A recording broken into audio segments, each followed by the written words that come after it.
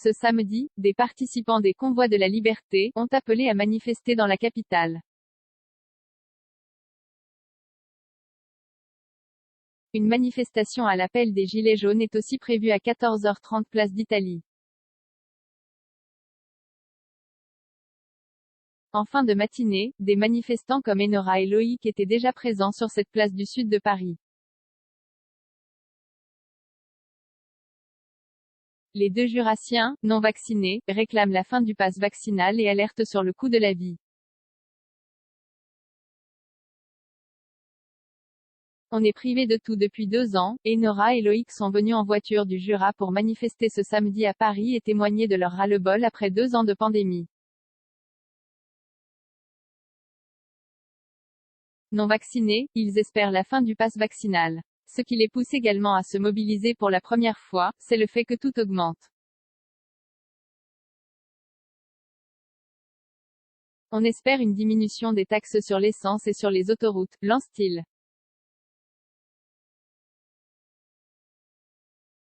Fin du pass vaccinal, alerte sur le coût de la vie, voilà les revendications des personnes interviewées ce samedi en fin de matinée par 20 minutes place d'Italie, à Paris. Une manifestation des Gilets jaunes y est prévue pour 14h30.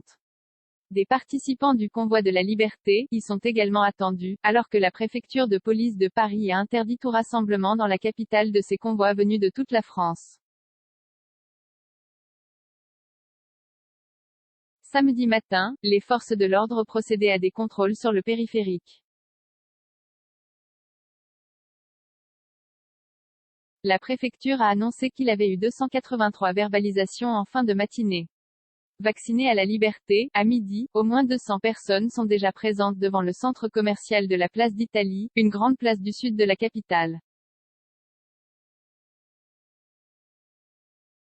Macron, je t'emmerde, lit-on sur une banderole. Un homme brandit une pancarte, vacciné à la liberté.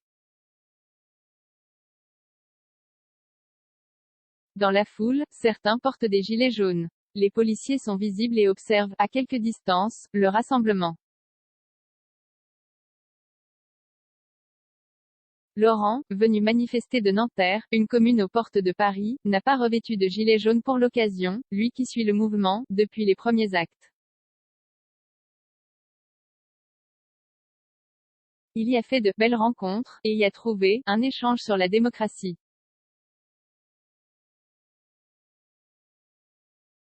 Il ira voter à la présidentielle, mais ne sait pas encore pour qui.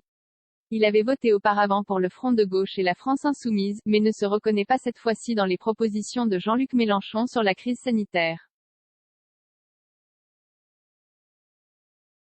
Non vacciné, Laurent n'a jamais fait de test. Ça me coûte cher de ne pas aller prendre un café, regrette cet ouvrier en bâtiment, qui a fait énormément de petits boulots.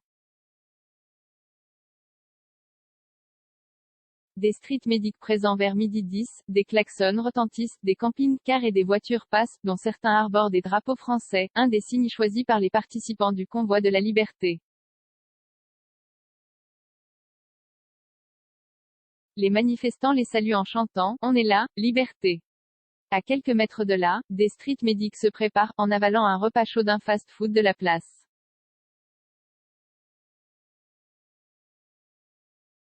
Quelques minutes plus tard, l'ambiance se transforme, des renforts policiers arrivent, des manifestants les sifflent. Les policiers se rapprochent et commencent à encadrer les personnes présentes, alors que le début de la manifestation n'est prévu que 2 heures plus tard.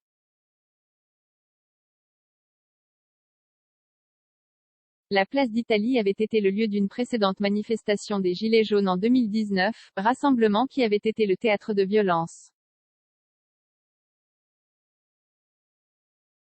2 figures des Gilets jaunes avaient ensuite porté plainte contre le préfet Didier Lallemand, estimant que sa gestion du maintien de l'ordre avait favorisé l'émergence de ces violences. Le souvenir de cette manifestation est resté chez certains membres du convoi de la liberté, qui appelaient ce samedi à ne pas rejoindre cette place, en raison d'un risque de nassage.